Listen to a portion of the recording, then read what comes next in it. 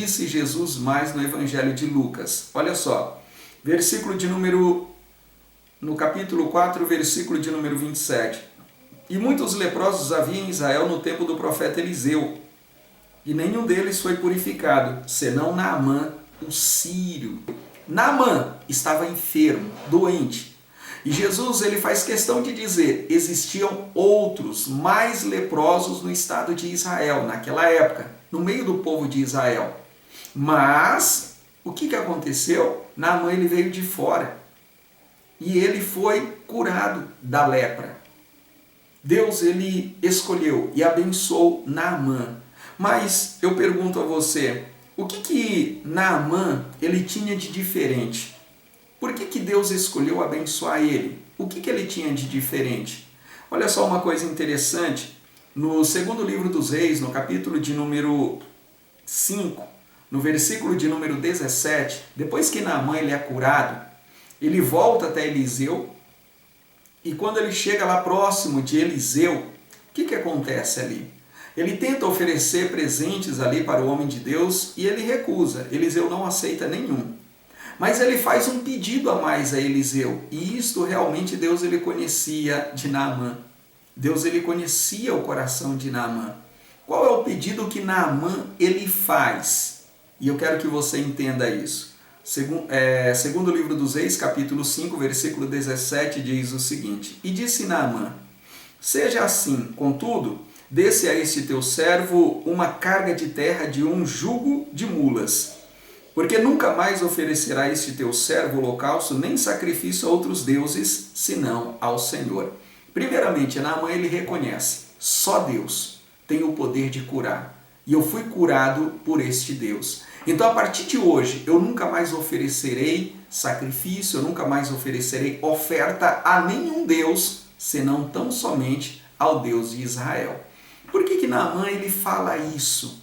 Porque no versículo seguinte, que é o versículo 18, ele explica o porquê. E ele diz, nisto perdoe o Senhor a teu servo, quando o meu Senhor entra na casa de Rimom. Ou seja, Naamã, que era sírio, lá na Síria existia, vamos dizer assim, um Deus que era adorado por todos. Esse Deus era Rimom.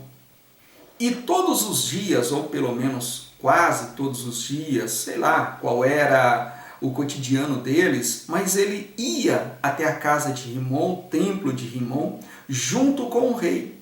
E ele se dobrava diante de Rimom, que era uma imagem, e ele sempre orava a Rimom. Só que ele continuava com lepra, ele continuava doente. A partir do momento que ele sai da Síria e vai até Israel, ele tem um encontro com Deus e Israel, ele é curado. E quando ele é curado, ele diz, puxa, quantas vezes eu não fui até a casa de Rimom? Quantas vezes eu não pedi para ser curado? Quantas vezes eu não me dobrei diante dele? Ofereci sacrifícios a ele para ele me curar e nada aconteceu.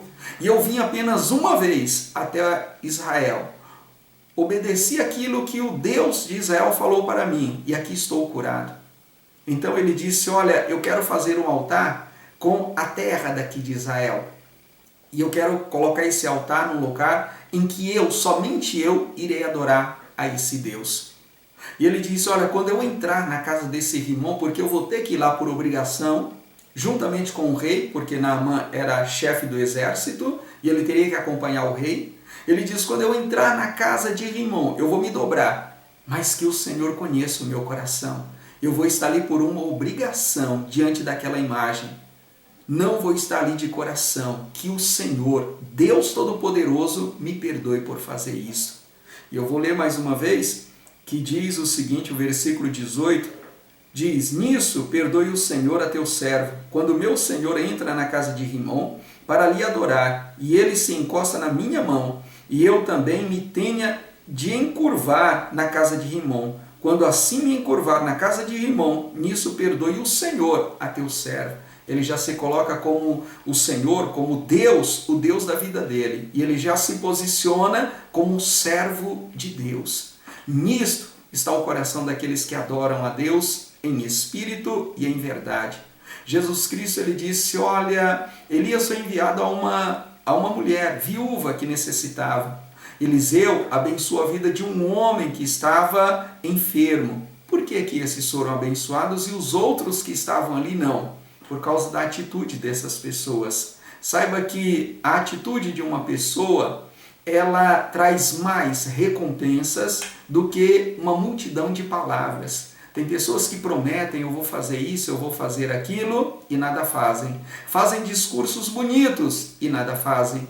Mas há pessoas que colocam dentro do seu coração desejos e vontades, e elas não prometem, elas têm atitude. Tenha a atitude de adorar ao Senhor. E saiba que em meio à tribulação, em meio à crise, em meio às adversidades, com a tua atitude de ser fiel, de adorar a Deus, a tua vida vai ser abençoada e vai ser suprida pelo poder de nosso Deus, de nosso Senhor e Salvador, Jesus Cristo. Adore ao Senhor de todo o teu coração. Tenha, em nome do Senhor Jesus Cristo, atitudes de um servo de Deus, de uma serva de Deus.